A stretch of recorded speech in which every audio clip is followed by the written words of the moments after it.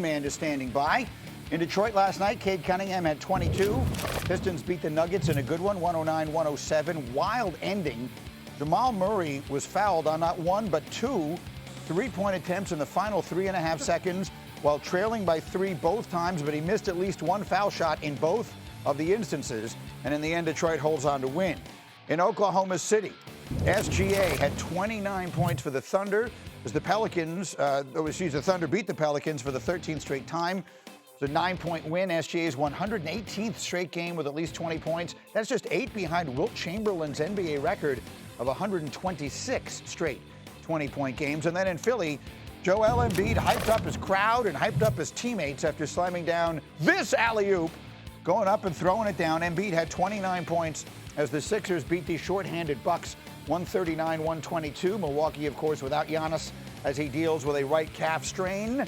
He also deals with the approaching trade deadline, and that means we got some business to deal with Brian Windhorst. The Windman is up with us early.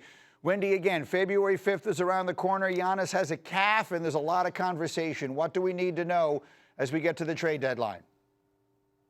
Yeah, the Bucks are out there on the phones, Greeny, calling to try to acquire talent, which is both fascinating and confusing the rest of the league because this team is going nowhere. They're now, as you mentioned, 3-12 without Giannis, and the indication would be that they need to either tank or trade Giannis or do both. They are now in 7th in terms of their draft pick position, and even though they have to swap their pick swap, it would be swapped with New Orleans, who's at the top. This team is 3 games out of the play-in right now, and Giannis has no timetable to return. So right now they are not actively looking to trade Giannis, but the league is waiting for that moment to happen.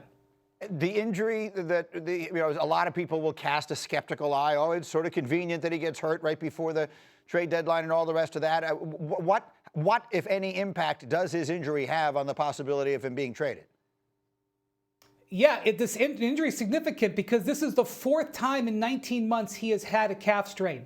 No matter what you believe, that is a concerning number. That is another reason why there is a pathway here for the Bucks to shut this down and not trade Giannis and tank and try to get their draft pick so that they can reevaluate their future.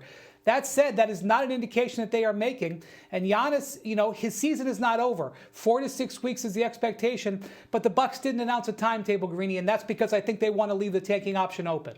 So I'm going to ask you to do something that reporters hate to do, and that is guess. Would it be your expectation that he does get traded before February 5th or not? When I talk to teams in the league, they all believe he's going to get traded by next Thursday. Team after team after team that I talk to are preparing for it. My view, however, is that there is another pathway here for them to tank this season, get a high draft pick, return to Giannis and say, Giannis, we're going to give you a $275 million extension this fall. How do you feel about playing with a young star player? Will that interest you? And if he's not interested, then you revisit a trade situation in the summer. Okay, and then quickly, there's 2 other names that people are interested in hearing about, Anthony Davis and John Morant. What, if anything, should we know about them a week and a day away?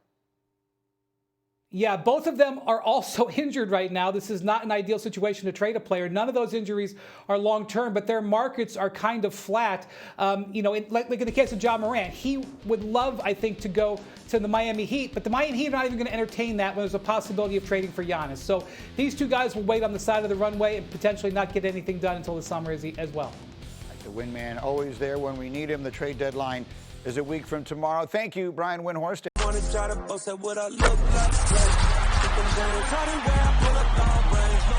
Jimmy with the heat, I'm on fire. It's NBA over here,